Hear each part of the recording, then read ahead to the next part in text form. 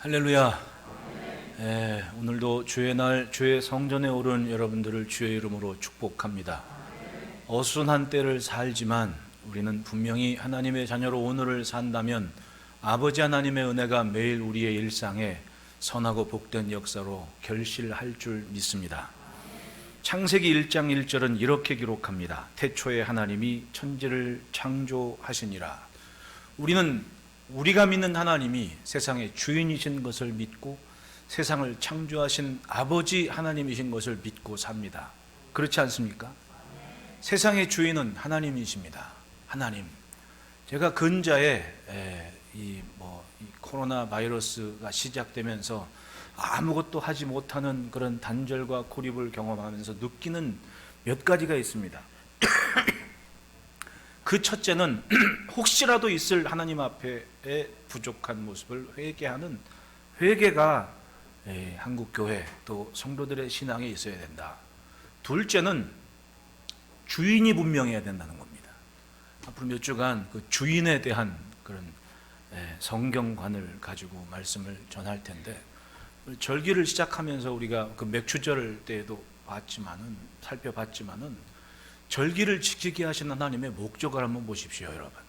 하나님은 하나님의 백성이 하나님 앞에 사는 것을 명령하셨습니다. 하나님의 구원을 기뻐하며 살도록 명령하신 겁니다. 그것이 성도들이 하나님 앞에 모이는 이유 아닙니까? 안식일도 마찬가지입니다. 여러분, 출애굽기를 보면 이스라엘 백성들이 애굽에서 나오자마자 시내산에 이르기 전에 하나님께서 지키게 하신 10계명에 명하기 전부터 지키게 하신 그런 법이 있습니다. 율법이라기보다도 명령이 있습니다. 그것이 뭐냐? 안식일을 지키라는 겁니다. 여호와 앞에 여호와께 거룩히 구별된 안식일을 지켜라. 이것은 여호와께서 너희에게 주신 휴일이니라라고 얘기해요. 휴일. 하나님이 주인이신 것. 이제껏 약 400년 동안 애굽에서 누가 주인으로 살았습니까? 바로가 얘기하죠. 모세가 가서 하나님께서 내 백성을 내놓으라 그러셨다. 바로가 얘기해요. 왜 그것이 하나님의 백성이냐? 이스라엘은 내 백성이다.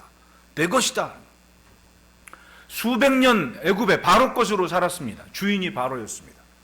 그런데 그들을 광야로 불러내시고 그 땅에 함께 동행하면서 내가 너희에게 휴일을 준다. 주인이 달라진 겁니다. 하나님이 주인이신 삶이에요. 인류의 역사를 보십시오. 주인을 인정하지 않는 역사, 그것이 인간의 역사 아닙니까? 인간의 역사. 창세기 1장에 태초에 하나님이 천지를 창조하시니라 쭉 2장에 하나님께서 인간에게 명령하셔요. 동산 그 어떤 나무의 실과든 다 먹어도 선악을 알게 하는 나무의 열매는 절대로 먹지 말아라. 인간은 굉장한 권세를 가지고 하나님께서 지으신 창조의 피조물들을 다스리는 복을 받고 삽니다. 굉장히 월등한 존재로 자리매김을 했던 겁니다. 그런데 사탄이 뱀을 틈타가지고 뱀이 그 선악을 알게 하는 나무에 하지 말라는 거 꼭 한번 해보고 싶은 마음이 다 있잖아요. 가지 말라는 데 가면 꼭 가서 구경하고 싶은 마음이 있잖아요. 여러분 안 그렇습니까? 네? 그러니까 어느 날 하와가 그 선악을 알게 하는 나무 앞에 하필 또 거기를 갔네. 네? 아니 먹지도 말랐는데 거기를 또 왜 간 거야? 근데 하필이면 거기 가는데 깊이 있게 또 옆에서 사탄이 와가지고 이야기를 하는 겁니다. 뭐라 그러시더라냐. 그러니까 창세기 2장에는 분명히 선악을 알게 하는 나무의 열매를 먹으면 반드시 뭐하리라? 죽으리라. 반드시 죽는다. 근데 그 뱀 같은 거 돼지건 사슴이건 그 모든 동물들이 인간에게 다스리는 권세를 주신 거 아닙니까? 근데 그 피조물들 중에 하나인 뱀이 와가지고 알랑알랑 대면서 간죽간죽 대면서 뭐라 그러셨는데 이랬는지 어땠는지 상황은 그런 거예요. 그러니까 하와가 자존심이 있고 또 나도 사람인데 한갓 미물이 와가지고 설렁설렁 말하니까 자기도 좀 내세우고 싶고 죽을까 하노라로 바뀐 거야, 그게. 그러니까 여러분, 내 주변에 가까이 누가 있는지 무엇이 있는지 잘 분별하시기를 바래요. 뱀이 와가지고 그런다고 반드시 굳이 죽으리라가 어떻게 바뀐 거예요? 죽을까 하노라. 죽을 수도 있대. 이렇게 바뀐 거지. 그러면서 이러저러한 얘기 끝에 창세기 3장에 뱀이 하와에게 뭐라 그래요? 절대로 죽지 않는다. 하나님이 말씀하신 명령 앞에 사탄은 이렇게 하나님의 명령을 왜곡시켜 왔던 겁니다. 그 다음 인간은 결국은 씻을 수 없는 죄의 강물 속에 있는 인류의 시작이 바로 아담과 하와가 됐던 거예요. 그 다음에 이루어지는 창세기의 역사를 보십시오. 이미 창세기 6장에 세상에 사람의 죄악이 세상에 가득함과 그 마음으로 생각하는 모든 계획이 항상 어떠하다고요? 악할 뿐임을 보시고 땅 위에 사람 지으셨음을 한탄하사 마음에 근심하셨다고 얘기를 해요. 이것이 인간 중심의 세상의 모습이었던 거예요. 사람은 하나님 없이 살고 싶어 해요. 그래서 홍수로 세상을 청소하실 때에 홍수의 심판을 경험한 후에 인류는 정신 차리자, 하나님이 우리의 주인이시다라는 믿음으로 살면 좋았는데 뭐라고 고민을 합니까? 우리가 하늘 꼭대기에 닿는 대를 쌓아서 흩어짐을 면하자. 하나님 없는 세상, 인간 중심의 세상을 만들어가기 시작했다는 거예요. 그것이 바벨탑입니다. 그러니까 하나님이 야 이거 그대로 두면 안 되겠다, 아예 흩어뜨리자. 그래서 사람의 말이 달라진 거예요. 언어가. 바꿔 말하면 하나님을 주인 삼고 살았으면 굳이 외국어 공부 안 해도 다 될걸. 굳이 하나님 없이 살겠다고 고민하다가 말이 달라지고 결국은 이 말 저 말 알아듣지도 못하고 말 통하는 사람끼리 흩어진 게 민족들 아니냐고요. 이것이 바로 창세기에서 이야기하는 인류의 역사입니다. 그 다음 인류를 보십시오. 여러분, 주인을 인정하지 않는 그 본성으로 면면이 흘러온 게 인류의 역사가 되어버렸습니다. 문화건 지식이건 과학이건 다 인간 중심의 세상이 되어버린 거예요. 신학적으로도 또 문화적으로도 16세기 말 17세기에 시작된 르네상스와 계몽주의를 굉장히 중요한 이 전환점으로 여깁니다. 그 전까지 미술이나 이런 것들 보더라도 강조된 것이 이 신적인 거룩함이나 후광 이런 걸 많이 강조하는 그림들이 많았습니다. 그런데 르네상스 이후 사상적으로는 계몽주의가 만연된 시기부터 그림에서 후광이 사라지고 철저히 인간의 몸을 강조하는 그림들이 나오기 시작했던 거예요. 여러분, 그리스 신화를 한번 보십시오. 다 신들의 이야기가 나오는데 사람도 신 될 수 있는 생각들을 할 수 있게끔 만드는 그런 이야기와 사상들이 이제 서양 문물, 문화에서부터 잘 펼쳐가기 시작했던 겁니다. 우리가 그런 교육 받고 자란 세대들 아닙니까? 결국은 면면이 이루는 감춰진 이야기들은 인간 중심의 사상과 사고가 있다는 얘기입니다. 사람은 하나님의 피조물임에도 불구하고 어느 순간 주인의 자리를 차지하고 싶어 합니다. 2020년 7월까지 1월 명절부터 시끄러워진 그런 코로나 바이러스 문제는 끊이지를 않습니다. 그 전까지는 메르스건 사스건 있다 해도 할 건 다 하고 살았는데 지금은 아예 올스톱이 돼버렸습니다. 우리가 할 수 있는 것은 마스크 쓰고 다니는 것, 그거밖에 없는 거예요. 마스크 쓰고 다니는 것. 다른 건 백신이건 치료제건 기대할 수도 없고 언제 끝날 줄도 모르고 그런 위기의식 속에 살아가요. 뭘 할 수 있습니까? 우리는 우리의 존재감을 인정을 해야 돼요. 우리는 신이 아니다. 그리스 신화에 나오는 것처럼 마치 사람이 신이 될 수 있을 것 같은 그런 모습들을 얼마나 회화적으로 아름답게 묘사를 했습니까? 제우스 신도 사람이었어요. 사람 모습으로 그려집니다. 어떤 신들이건 사람 모습으로. 가능한 것처럼 그렇게 살아왔고 실제로 인간은 많은 것을 이루었지만 인정해야 돼요. 세상의 주인은 오직 하나님이신 것을 인정해야 됩니다. 그러나 세상의 문화들은 그리고 지식과 경험들은 그것을 부인하고 삽니다. 세상이 평화롭고 참된 행복을 누릴 수 있는 것은 하나님의 것을 존중하고 하나님을 인정할 때입니다. 우리는 그걸 알아야 돼요. 적어도 예수 믿는 우리는 성경에서 무엇을 말하는지 그걸 놓치지를 말아야 돼요. 어떤 모습으로 살아왔건 예수를 믿은 순간 하나님 앞에 무엇을, 어떤 방법을, 어떤 기준으로 살아야 될지 결정을 하고 분별을 해야 되는데 우리에게는 성경이 있다는 얘기입니다. 좋은 것을 쫓아가기보다 옳은 것을 쫓아갈 책임이 예수 믿는 사람 누구에게나 있는 거예요. 그 옳은 것은 뭡니까? 성경적인 기준으로 살아야 된다는 겁니다. 노아의 홍수 났을 때 하나님께서 방주를 만들게 하십니다. 그때 하나님께서 명령하신 그 말씀 한마디로 방주 안에 있는 사람과 방주 밖에 있는 사람이 확실하게 구분이 됐습니다. 비 내릴 때까지도 몰랐어요. 하나님께서 방주문 닫게 하신 그 다음 깨달았습니다. 하나님의 말씀을 기준으로 방주 안에 있는 노아는 방주 안에 있는 창틀을 통해서 세상을 볼 수 있었습니다. 이 사람은 산 사람들입니다. 그러나 하나님의 말씀 기준, 그것을 지키지 않고 옳은 것이 아니라 좋은 것을 쫓아간 사람은 방주 밖에서 창이라는 홍수 앞에 다 죽어야만 됐습니다. 얼마나 참혹했겠습니까? 그것을 지켜보는 노아의 식구들을 마음 편했겠습니까? 만화나 영화에서는 잘 묘사되지 않아요. 근데 저 혼자 상상을 했습니다. 야, 그 방주 밖에 물 사라질 때까지 얼마나 잔인했을까, 잔혹했을까. 아니, 창틀 밖에서 딱 쳐다보면 지금으로 얘기하면 익사한 사람들 시체가 둥둥둥 떠 있을 거 아니냐고. 안 그래요, 여러분? 그 많은 사람들이 다 죽었는데 물이 막 난리가 나고 방주 둥둥 떠다니는데 익사한 시체들이 둥둥둥둥 안 떠다니겠냐고. 그거 사라질 때까지 얼마나, 물 그친 다음에 배가 아라라산에 걸려가지고 거기 있을 때 물이 빠지기 시작하면서 노아가 뭐 했을 것 같아요?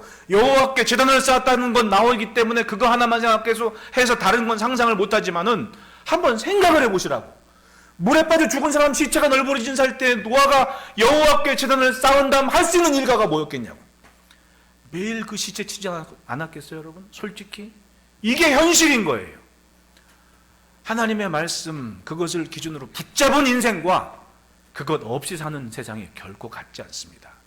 그 날이 있다는 걸 인정해야죠. 언제 주님 오실는지 아무도 몰라요.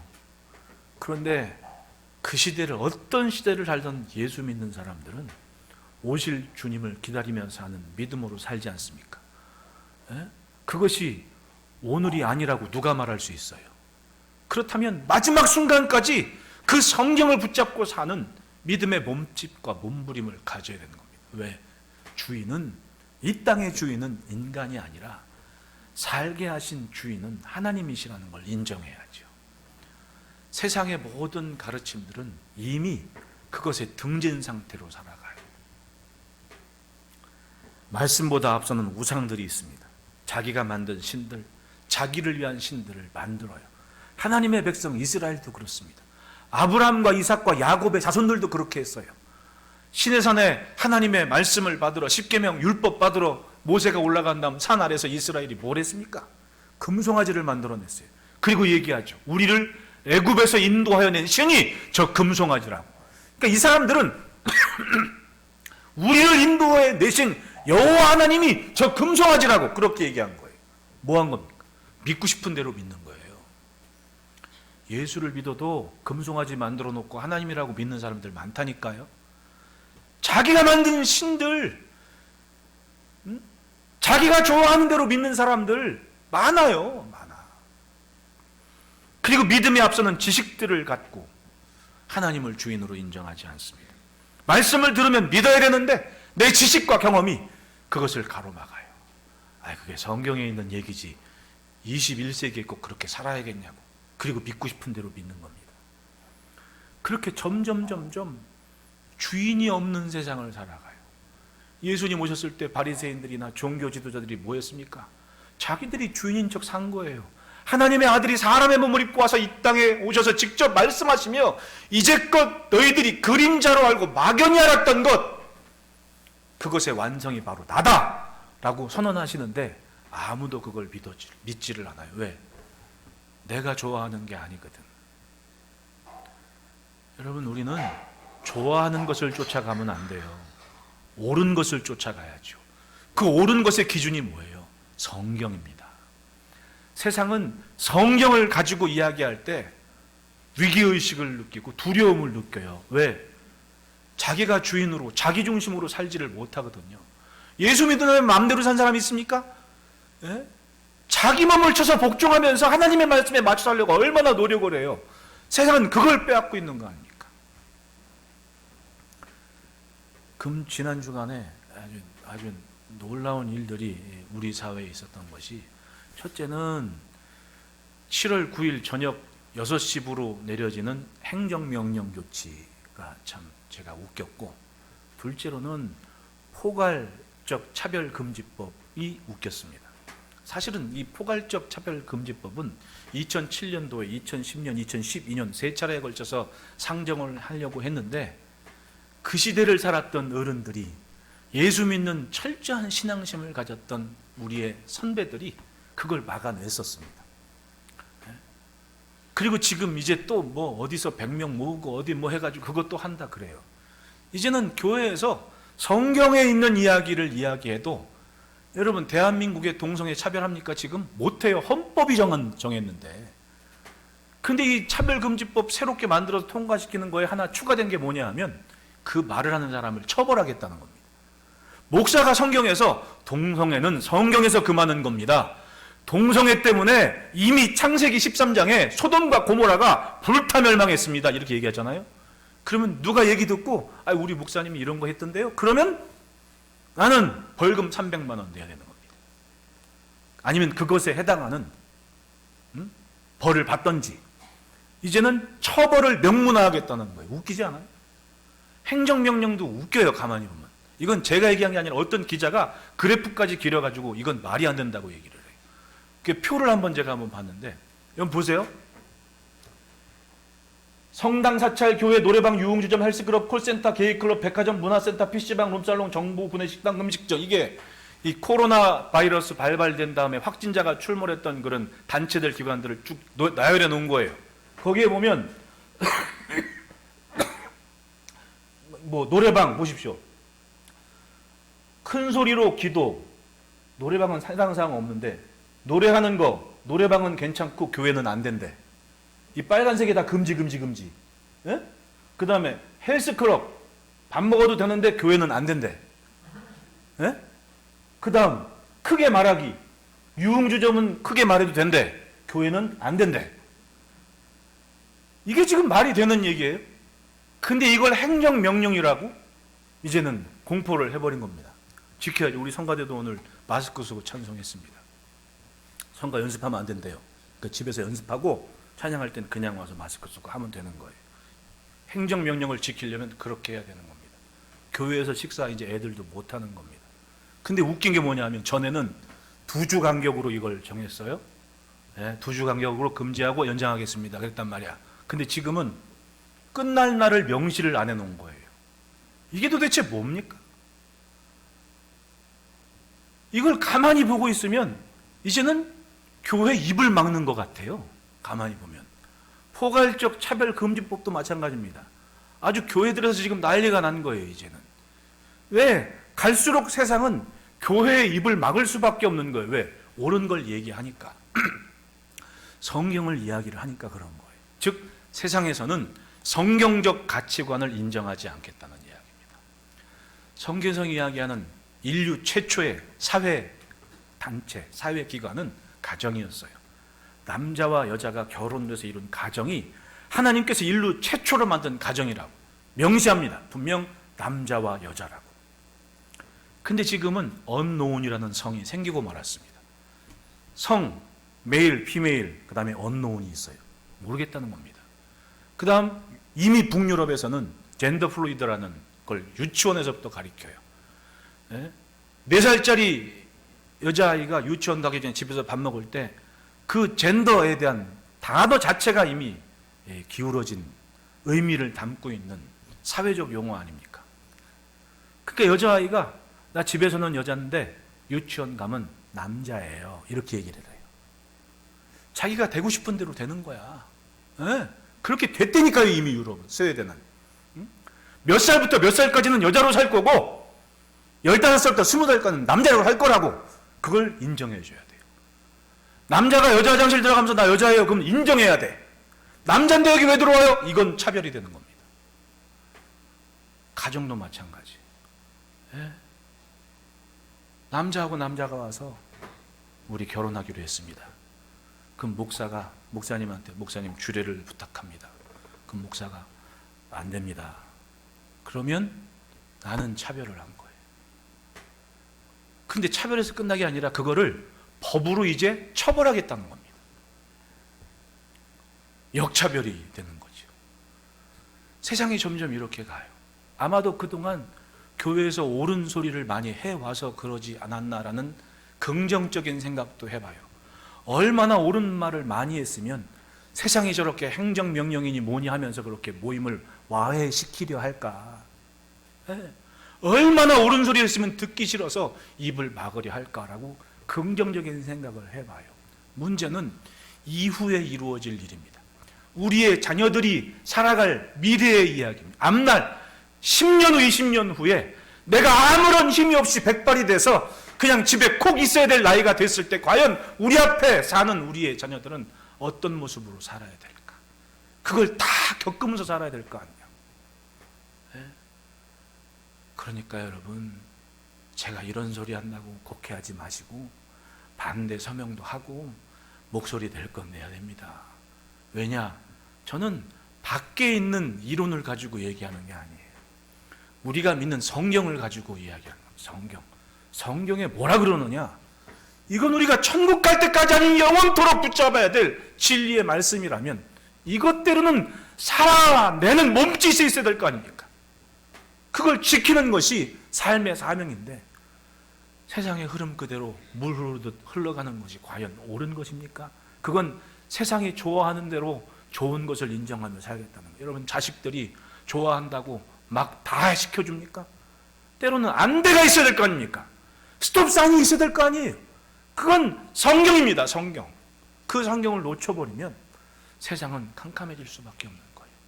뭐가 옳은지 없는 좋은 게 좋은 것. 네, 좋은 게 좋은 것. 그 세상 이론으로 정치인들 보수 진보 이렇게 얘기하는데요. 진짜 보수는 없어요, 세상에. 왜냐면 전부 사람 눈치만 보고 있거든. 사람들이 저거 좋아해? 그럼 그거로 가는 거야. 그리고 자기네가 보수래. 그거 새빨간 거짓말이에요. 진짜 보수는요, 지킬 게 무엇인지 분명하게 가진 사람들을 보수라고 하는 거예요. 우리는 성경을 가지고 있지 않습니까? 이건 절대적으로 지키겠다. 그게 진짜 보수인 거예요. 지금 저 밖에는 보수가 없어요. 뭘 지켜야 될지도 몰라요. 중세시대에 카톨릭이 인간 중심의 문화와 그 예술을 다 인정하면서 자기 좋은 돈 믿기 시작했습니다.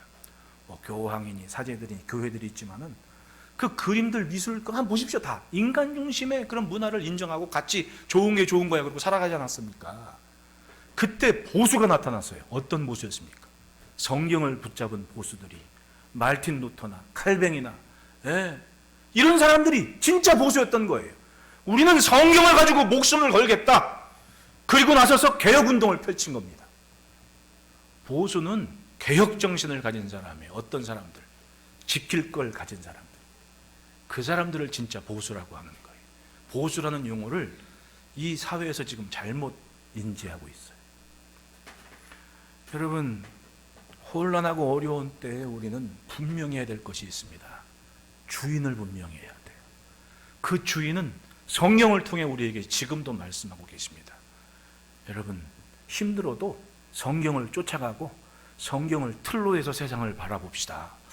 그것이 삶의 사명 아닙니까? 그것 때문에 그걸 해낼 때 예수님이 우리에게 너희가 소금이다, 너희가 빛이다, 그 말씀을 비로소 지켜낼 수가 있는 거예요. 세상이 좋아한다고 눈치 보면서 그 좋은 것이 좋다고 인정하기보다 그건 아니지라고 말할 수 있는 거. 그것 때문에 로마에 있었던 성도들은 박해 시대에 무덤 속에 들어갔습니다. 그 까딱콤베가 무덤이에요. 무덤 속에 들어가서도 살겠다고. 그 까딱콤베 들어가면요 익숙하든 한 듯 좀 묘한 냄새가 나요. 처음엔 그 냄새가 몰랐는데 거기서 살았던 분이 얘기를 해요. 그건 사람 이 시체가 사람 몸이 주검이 땅에서 썩고 다 부시기 남는 게 있는데 마지막까지 남는 게 인이래. 그 인 냄새가 나는 거래. 그 동물 속에서 맡는 독특한 냄새가 있어요. 그게 인 냄새라는 거야. 그래서 알았죠. 그 말을 들으니까 더 이게 참 마음이 참 그런 거예요. 왜냐하면 이 사람들은 예수 믿는 신앙 지키려고, 성경 지키려고 그 땅 속에, 그 무덤 속에 들어가서 죽을 때까지 산 겁니다. 그리고 죽음에서 향이 나요. 인냄새. 그렇게 지켜낸 신앙 아닙니까? 우리가 세상을 살면서 맞닥뜨린 그런 제약과 제한들이 없을 수가 없어요. 여러분, 부딪힘일수록 단단해지는 거 아닙니까? 여러분, 손바닥에 왜 굳은 살 생겨요? 부딪힘이 있을수록 단단해지는 거 아닙니까? 네? 저도 굳은 살 없다가 저희 유집사님이 운동하라고 제가 한 달 동안 운동하라고 그래갖고 열심히 가서 운동했거든요. 굳은 살이 생겼어. 굳은 살. 부딪힘이 있고 만지는 것만큼 단단해지거든요. 처음에 몰랐는데 이 굳은 살이 있으면 야, 좀 열심히 했구나. 그러거든요. 생각을 해요. 굳은 살. 부딪힘이 있으면 단단해지는 겁니다. 편한 대로 좋은 대로 따라가는 것, 그건 예수 믿어도 자기만 대로 믿는 사람들이 금송아지가 하나님이라고 천만에요. 성경은 말씀합니다. 옳고 그른 것의 기준이 성경이에요. 그러면 왜 부딪힘이 없습니까? 부딪힘이 있습니다. 하지만 감수하에 내면서 살아내는 겁니다. 그만큼 우리는 강해지는 거예요. 굳은 살이 생깁니다. 그게 믿음으로 사는 거예요. 예수님 오셨을 때 얼마나 하나님의 아들께서 보시기에 말도 안 되는 상황입니까? 주인이 온 거예요. 근데 이 바리새인들과 종교지, 하물며 하나님의 백성이라고 자랑하는 이스라엘 중에 있는 종교 지도자들조차도 하나님의 아들을 인정하려 하지 않아요. 왜? 내가 믿고 싶은 대로 믿는 거지. 야, 어떻게 하나님의 아들이 저 나사렛 사람으로 오냐? 말도 안 된다. 인정하지 않는 그 사람들이 결국엔 뭐 했습니까? 예수님을 십자가에 죽게 하는 사람들, 그 장본인들이 되어버리지 않습니까? 지킬 걸 지키지 않으면 결국은 아무리 종교인들이라고 존중받는 무리들이라 할지라도 예수님을 십자가에 내모는 사람들 되어버리는 거예요. 여러분, 마주보고 인사합시다. 예수 잘 믿읍시다. 인자는 안식일의 주인이라 하나님께서 명하신 안식일이었습니다. 하나님께서 주신 휴일이었습니다. 예수님 오셔서 제자들과 함께 구원 사역을 펼치며 이것저것 다니신 거예요. 안식일에도 쉬지 않고, 뒷부분에 나오지만 손 마른 자를 고쳐주시기도 하고, 그렇게 안식일에 열심히 일하셨습니다. 근데 따라다니던 제자들이 배가 고파가지고 밀리삭을 이렇게 비벼가지고 먹었단 말입니다. 그런데 이 바리새인들의 눈에는 그건 하나님께서 율법적으로 금하신 뭔가 생산적인 일을 한 거예요. 즉 탈곡 행위를 했다는 겁니다. 먹은 게 죄가 아니라 부벼서 곡식을 까불었다. 즉 탈곡 행위를 했다. 그래서 율법을 어긴 것이다 라고 얘기를 하는 거예요. 그걸 보고 예수님이 말씀하시죠. 야, 참 깝깝하구나. 다윗은 제사장들이 먹는 진설병도 도망다니다 먹었다. 그리고 안식일은 내가 주인이다. 내가 곧 성전의 완성이다. 지금 무슨 얘기를 하느냐? 제사보다 중요한 것은 하나님의 인내하심과 자비를 깨닫는 일이다. 그렇게 제자들을 두둔하시는 일이 있었다는 이야기입니다. 바리새인들은 하지 못할 일을 한다고 논박할 때 예수님은 오히려 주님을 나타내시는 계기로 삼으셨습니다. 더 분명히 안식일의 주인은 나다라고 아예 선언을 하시는 거 아닙니까? 그렇습니다. 과연 누가 안식일을 만들었느냐? 그 안식일을 만든 주인이 나다라고. 내 날 내 뜻대로 행하는 거다. 내 마음에 맞는 일을 해야 된다. 그렇게 주인 되심을 선포하시는 겁니다.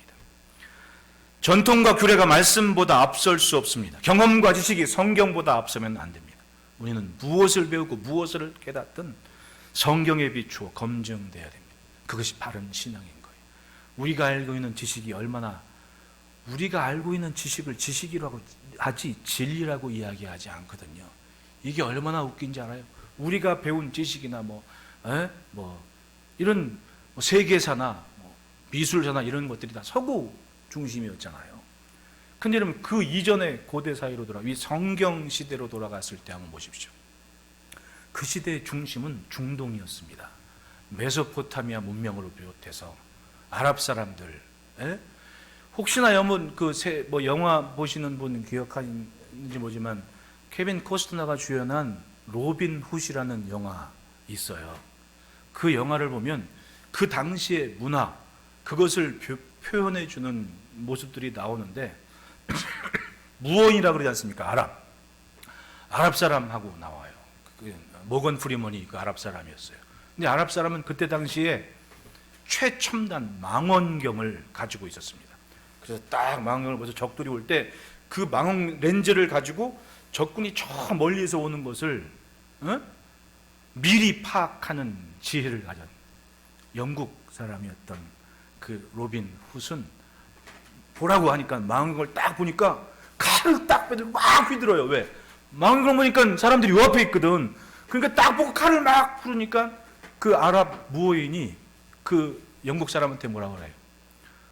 무식한 놈이라고. 무식한 놈이라고. 이게 바로 서구 문명인 거예요. 지금 우리가 알고 있는. 그 전에는 무식한 사람들이었단 말이지. 그게 사람이 만들어 오는 문화 그리고 지식의 한계라는 겁니다. 시대에 제한된. 우리는 그 영향 아래 살고 있을 뿐이에요. 하지만 진리는 내가 있든 없든 진리였고 죽을 때까지 진리였고 영원히 진리인 거예요. 그게 성경이죠. 무엇을 기준으로 살아야 됩니까? 우리가 성경이죠. 때로는 내가 알아왔던 것이 옳다 여겼던 모든 것들이 잘못된 것일 수 있다는 거예요. 에? 그걸 인정해야죠. 옛날에 받아쓰기 했을 때 그거 얼음이라고 썼다가 얼마나 구박받았습니까? X뿅 -5 하다못해 맞춤법조차도 영원하지 않아요. 그게 지식의 한계라는 얘기입니다. 우리는 성경을 붙잡아야 됩니다.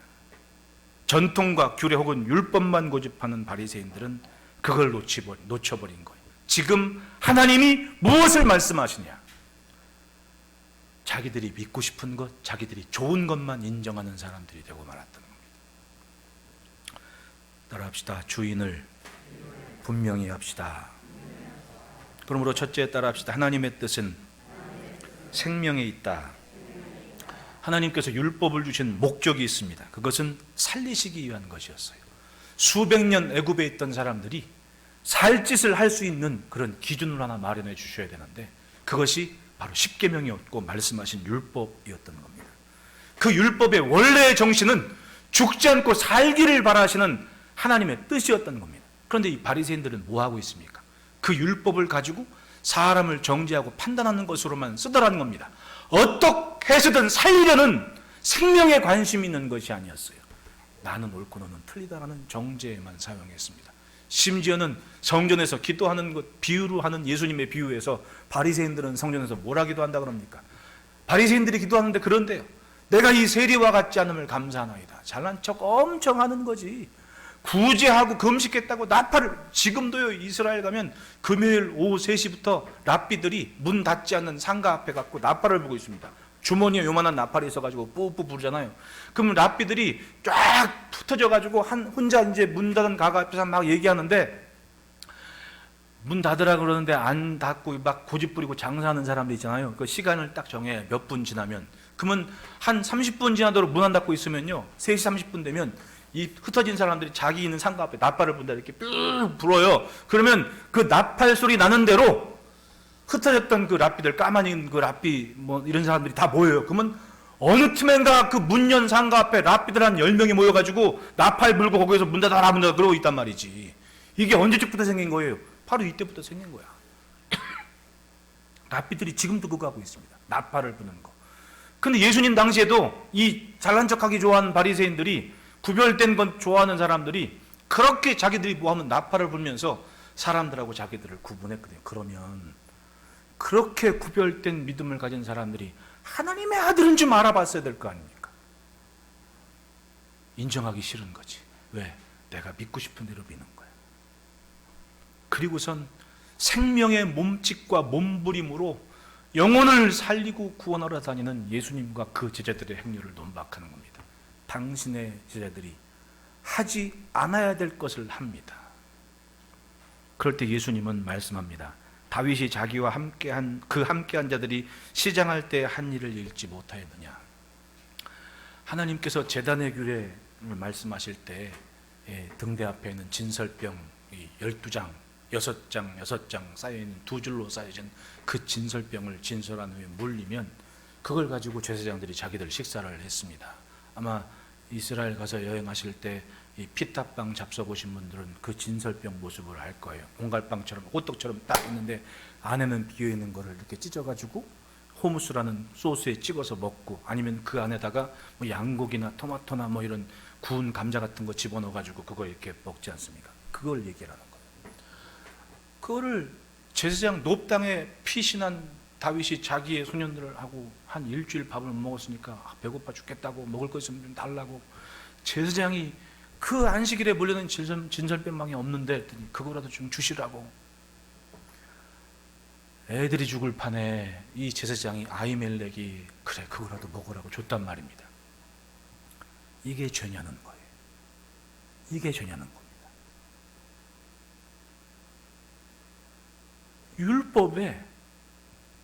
율법을 주신 이유가 그걸 가지고 사람 죽이기, 저주하고 판단하는 것 때문이냐, 아니면 살리기 위함이었냐, 그걸 설명하는 거예요. 그리고 안식일에 제사장들은 얼마나 또 열심히 일하냐. 사람들이 제물을 갖고 오면 각도고 피를 쏟고 다 제사장이 하는데 그게 죄냐. 지금 저들은 살리는 일을 하는 거다. 즉 하나님의 마음에 맞는 일을 지금 열심히 하고 있는 것이다. 주인의 뜻에 맞는 일을 하고 있는 것이다. 그렇습니다. 예수님이 부활하신 안식구 첫날 부활하셨기 때문에 지금 우리는 주일을 구분해서 삽니다. 유대인하고는 다르죠. 유대인들의 사고는 저녁이 되며 아침이 되니 그게 하루예요. 하루의 개념이 저녁이 되며 아침이 되니예요. 저녁부터 시작한단 말입니다. 그러니까 지금도 안식일 시작이 금요일 날 해질 때부터 시작하는 거예요. 토요일 날 해질 때까지 그 하루를 안식일로 지키는 겁니다. 우리는 아니잖아요. 일과가 하루 해 뜰 때 시작하지 않습니까? 동트는 거 좋아해요. 태양력을 사용하는 사람 다 그렇지 않습니까? 하루의 개념이. 주일을 그래서 거룩하게 구별되어 지키는 거 아니냐고요. 주의 날입니다. 주인을 인정하는 겁니다. 이 주일의 예배와 그리고 찬송과 기도와 모든 이 삶의 몸짓은 주인을 인정하는 행위가 되는 거예요. 그것은 진정한 생명을 위한 하나님 앞에서 사는 종들의 자세인 겁니다. 여러분, 우리가 예배하는 이 모습이 주인을 인정하는 삶인 것을 기억하시기를 축원합니다. 그 주인은 진정 생명을 위한 일을 정하셨고 그 생명을 지금 우리가 누리고 있는 거예요.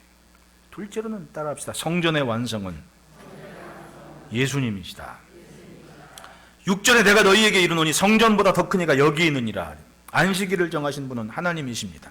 그 아들 예수님이 오셨습니다. 참된 생명이 되셨습니다. 그 전까지 이스라엘은 성소에서 성막에서 최소한의 생명의식을 치렀습니다. 그것이 제사였습니다. 이 성전은 죄인들이 하나님 앞에 나와서 피해 제사를 드리며 용서를 받는 예식이 있는 곳이었습니다. 그런데 예수님은 그 성전보다 더 크신 분입니다. 성전의 주인이시고 친히 성전이시라고 합니다. 복음서를 보십시오. 이 성전을 헐라. 여러분, 예수님 오시기 전부터 성전 공사가 진행 중이었습니다. 그 대역사가 60년 넘도록 지금 헤롯이 성전 건축을 하고 있단 말입니다. 그런데 이제 막 30 넘으신 예수님이 딱 예루살렘에 등장해가지고 이걸 헐어버려라. 내가 사흘 만에 도로 세울게 라고 선언을 하시는 거예요. 그러니 그 시대의 어른들, 정치인들, 종교지도자들 뭐라고 생각했겠냐고. 말도 안 되는 일을 하고 있으니까 성전 모독이다, 뭐 하나님 신성 모독이다, 별의별 얘기를 다 가지고 공박을 한 거 아니에요. 그런데 사람들이 인정하건 인정하지 않건 사실은 사실인 거 아니에요. 사람들이 인정하건 인정하지 않건 사실은 사실이란 말입니다. 제 아들 이름이 뭡니까? 진영이란 말입니다. 근데 여러분이 진영이는 목사님의 아들이 아니라고 막 우겨보십시오. 그렇게 우긴다고 한들 진영이가 제 아들이 아닌 건 아니지 않습니까? 이런 거예요. 사실은 내가 인정하건 인정하지 않건 사실이란 말이죠. 인간의 한계는 자기의 지식을 가지고 정해요. 믿지 못하겠다고. 인정하지 않는 겁니다. 그런데 예수님은 오셨습니다. 내가 완성이다. 그렇게 선언을 하신 거예요. 바리새인들이건 사두개인들이건 하나님의 백성 이스라엘이 인정하지 않더라도 하나님이 그렇다면 그런 거죠. 지금 그 상황인 겁니다. 성전의 완성은 예수님이셨습니다. 누군지 예수를 믿으면 구원을 받고 그 역사를 지금 눈에 보여지게 하신 거예요. 성전이 있어도 병자들은 낫지를 못했습니다. 눈먼 자가 눈을 뜨지를 못했습니다. 왜? 진짜가 아니었으니까 그런 거 아니에요. 그런데 진짜가 온 순간 사람들이 주님 앞에 무릎 꿇고 당신이 내 구세주이십니다, 당신은 그리스도이십니다라고 선언하고 고백한 순간 병이 낫기 시작하고 믿음대로 치료를 받았습니다. 그 믿음이 뭐냐고요? 하나님의 아들이심을 인정하는 것. 그랬더니 38년 된 병자도 깨끗하게 일어서 침상을 들고 집에 가버리고, 귀 못 들었던 사람이 예수님이 손가락 눌러가지고 열려라 그러니까 막 귀도 듣고 눈도 뜨고 막 굉장한 일이 일어났습니다. 걸어본 적이 없던 사람이 벌떡 일어나 걷고, 과연 무엇이 진짜 성전이고 무엇이 하나님의 위로의 손길이었냐고요. 성전의 완성이신 주님이 오셔서 그 성전 앞에 무릎 꿇었을 때 인간은 주인의 손길로 치료함을 받게 됐다는 이야기예요. 할렐루야. 주님은 그 일을 하셨다는 겁니다.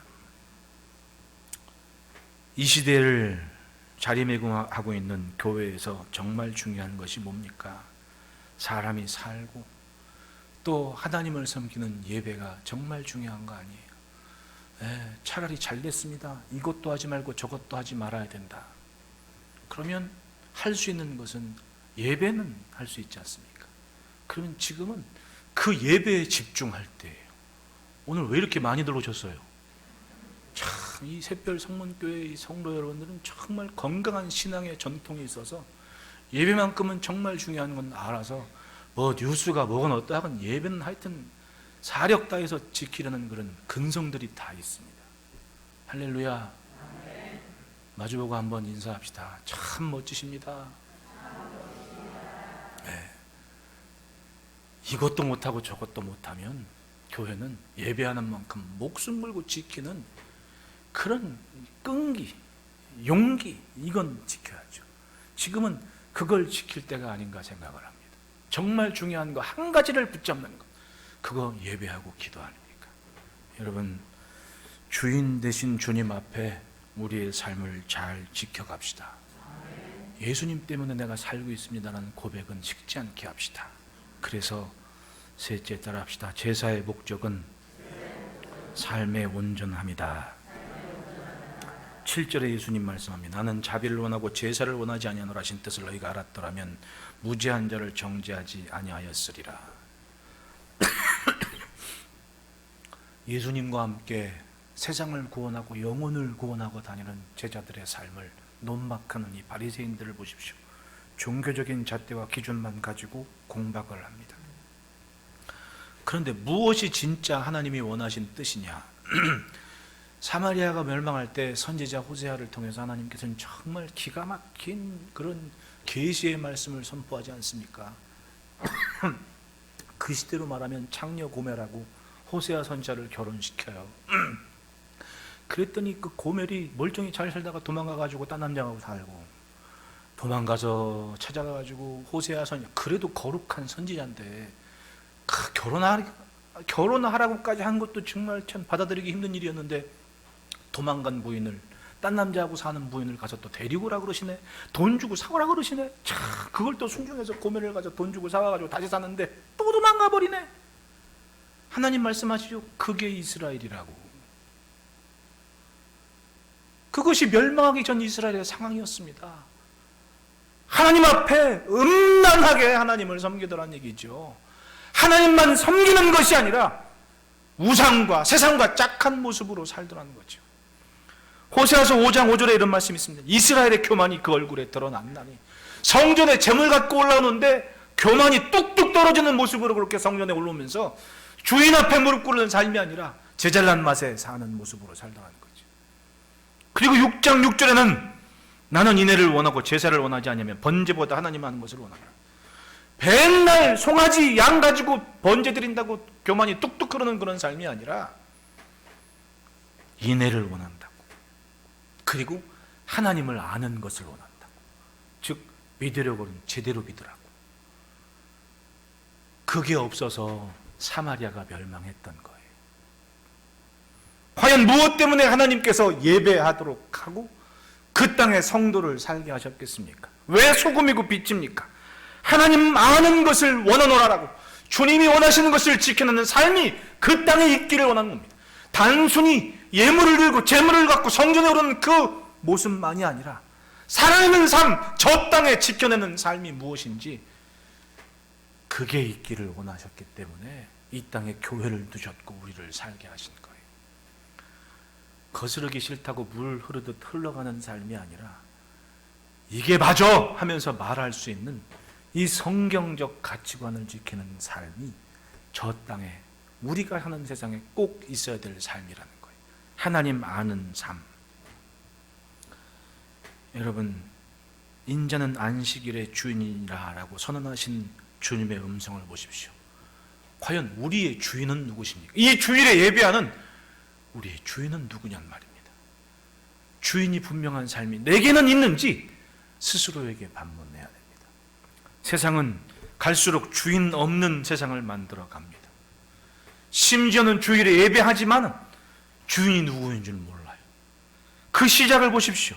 출애굽기 16장 23절에 내일은 휴일인 여호와께 거룩한 안식일이라. 여호와께 거룩한 안식일이라. 주인을 인정하며 주인을 위한 삶이 있음을 선언하고 선포하는 삶의 모습이 지금 이 시대를 사는 우리의 삶인 것을 우리는 잊지 말아야 됩니다. 주인이 분명할 때 주인이 일하시는 모습을 볼 수 있어요. 여러분, 하나님의 자녀로서, 종으로서 우리 그렇게 살아내는 삶을 지킵시다. 하나님의 말씀을 붙잡고 40년 동안 광야를 살아가는 출애굽 이후의 세대를 보십시오. 고난의 시기였습니다. 아무것도 할 수 없었어요. 그 땅에서 농사를 했습니까? 뭘 했습니까? 아무것도 안 했거든요. 40년을 뭘 했습니까? 아무것도 할 수 없고 하나님이 내려주신 것으로만 만족하는, 주인을 인정하고 고백하는 삶 40년이 있었습니다. 만나랑 메추라기만 먹으면서 그렇게 40년 살아왔어요. 그것은 명쾌하게 주인의 뜻에 복종하고 순종하는 신앙 의지를 갖춘 세대였던 겁니다. 그랬더니 어떤 일이 벌어졌습니까? 그 다음 세대에 가나안의 주인이 됐던 거예요. 할렐루야. 내가 수고하지 않은 모든 것이 내 것이 되는 세대가 됐던 겁니다. 그렇다면 오늘 우리 잘 살아야 됩니다. 다시금 광야에서 하나님이 내 주인이십니다라는 고백하는 삶을 살면 내 자식들은 하나님이 준비하신 가나안의 세대가 될 수 있다는 거예요. 할렐루야. 주인을 인정하는 그 믿음으로 다시 시작합시다. 성전 안에서. 그것이 이 시대를 사는 우리의 책임입니다. 기도하겠습니다.